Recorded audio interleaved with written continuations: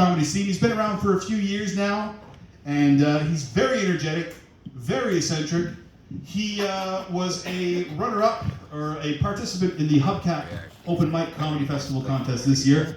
Give it up for my good friend and winemaker, Mr. Liam Patrick McNamara.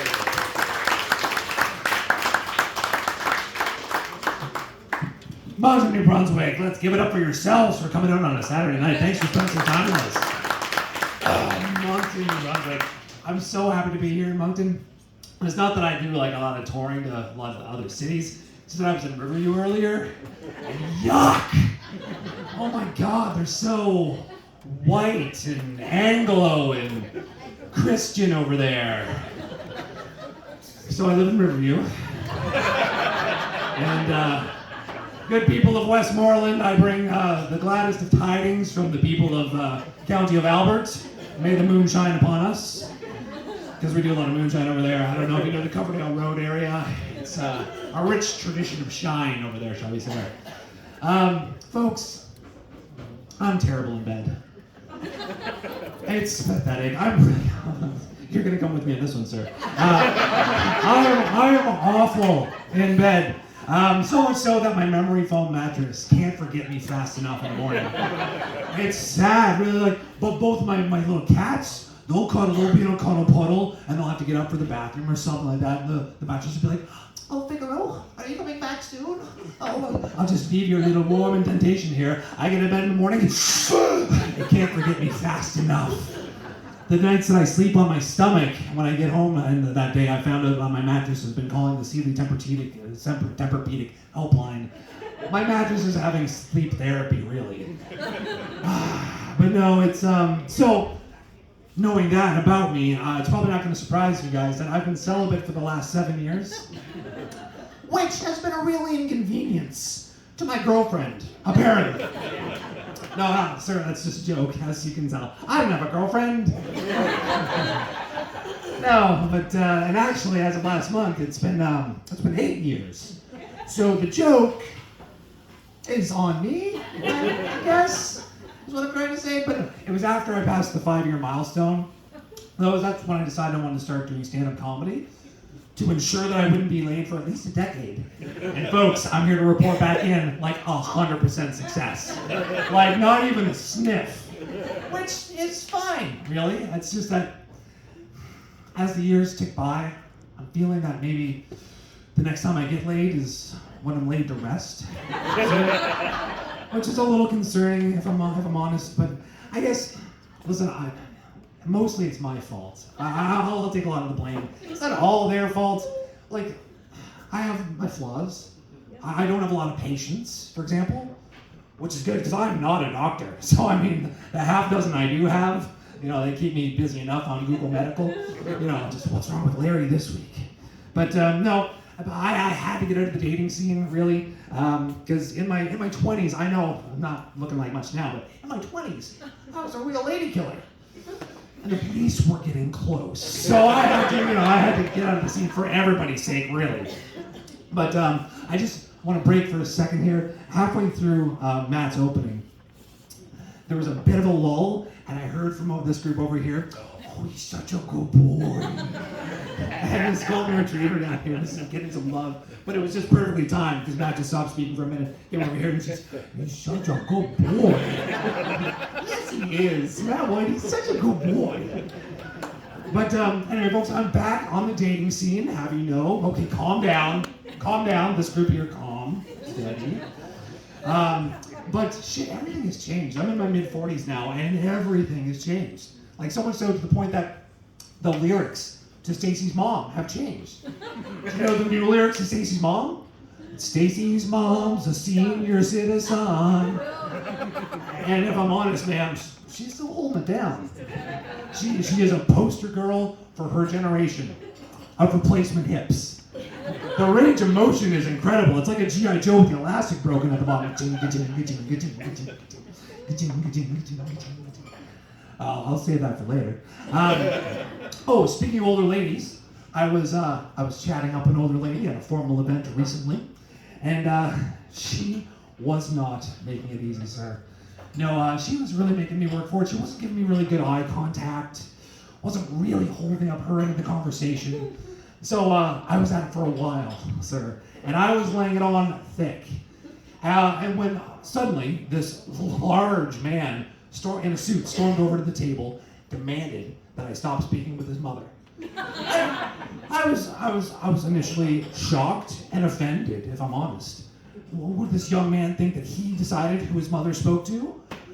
But he was twice my size, and he seemed to know everyone else there. So I said to myself, look, Liam, you can't win them all. So just quit while you're ahead. Be the bigger man, figuratively. So I said, all right, just cut your losses. So I closed the lid on the casket, and I went back to the bar.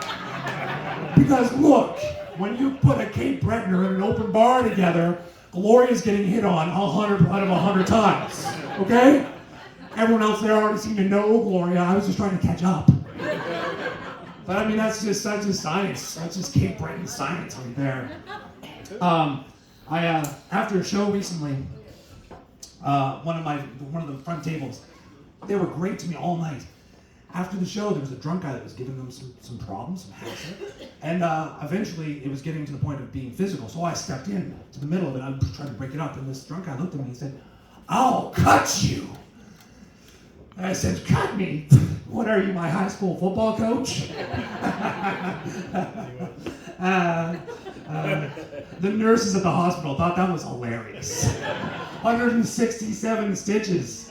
I'm not allowed back at that McDonald's. It was a rough one.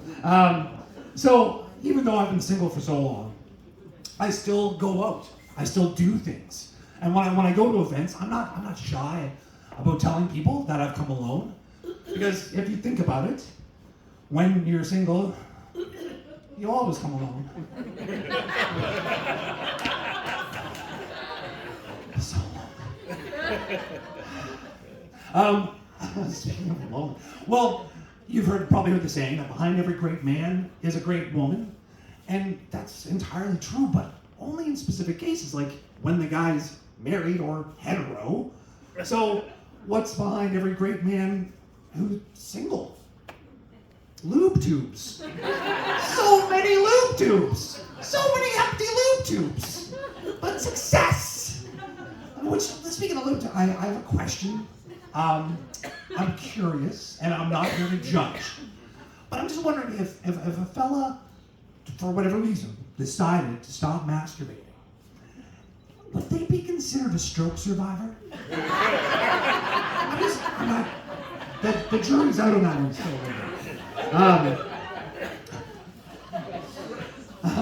So I was talking to one of my best friends recently, and he was telling me how he was dealing with a new cancer in his life.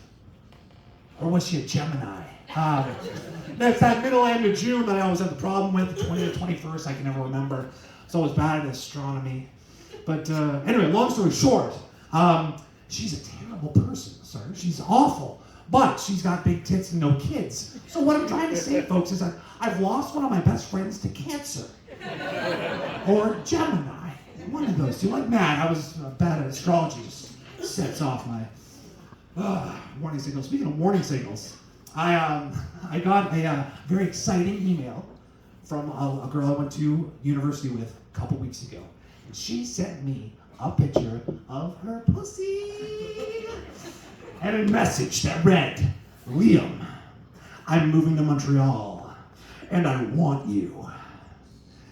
And if the message had only just ended there, like most of my favorite Filipino massages, this story would have a happy ending. But no, there's one more sentence. It's moving to Montreal, and I want you to take care of my cat. So she's living her best life in Montreal now. And her cat's living its best life in the Caledonia Industrial Park somewhere, I'm sure. Oh. Such a good boy. Okay, so honestly though, I did have a really positive encounter with a female, with a lady, a very nice young lady recently. After one of my sets, she actually came up to me, and we started to a conversation. We started, I think, vibing. I think these kids today, you call it vibing? Is it vibing? I'm pretty sure it's vibing, right? So we were vibing. Last call came. End of the night. We both end up back at her place. Not bad, sir, right? I even got to see, briefly, the inside of her boudoir. I had to leave, though, in such a manner that I feel I'm probably not going to be able to take this young lady out for any further dates and adventures. And look, it's not what she said. It's not about what she said. It was really the look in her eye, and you understand some of the looks they can give you, sir. I'm understanding. You've seen some of those looks. It was the look in her eye when she saw me through the bedroom window, masturbating furiously in the tree. Yeah, it was.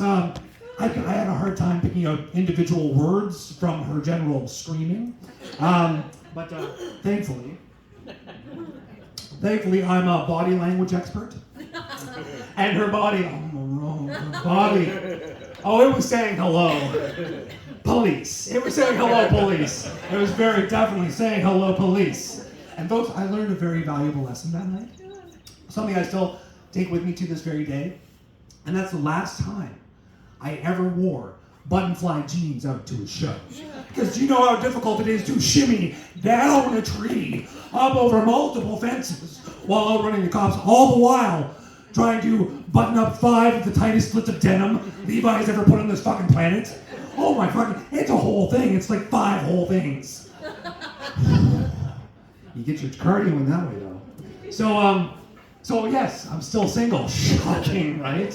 Like, how is this guy still single? But I think, honestly, I'm just a little nervous. I think I'm nervous to make that new connection again, sort of make myself vulnerable.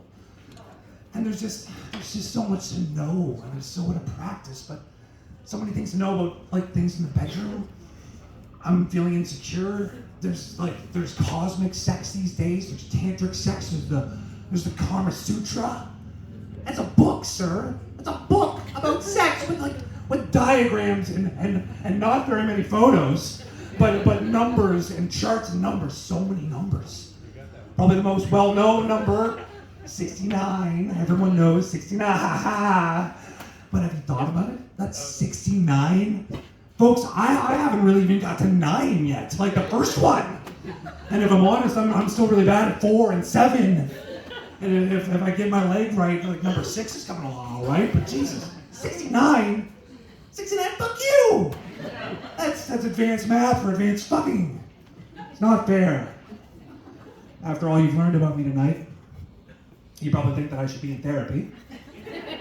Well, I'll have you know, I have a lot of hands-on experience with therapy, and that every woman I've ever exposed myself to is now she's fuck, I fucked that one up. All right. I have a lot of experience with therapy, and that every woman I've ever exposed myself to is now in. Oh fuck! I fucked it up twice. Comedy is the 3rd time, right? Okay, folks. After everything you've learned about me tonight, you'll probably think that I belong in therapy. Telling a joke 3 times, good case model for you. I want you to know that I have a lot of experience with exposure therapy. I'm on the right track now, sir.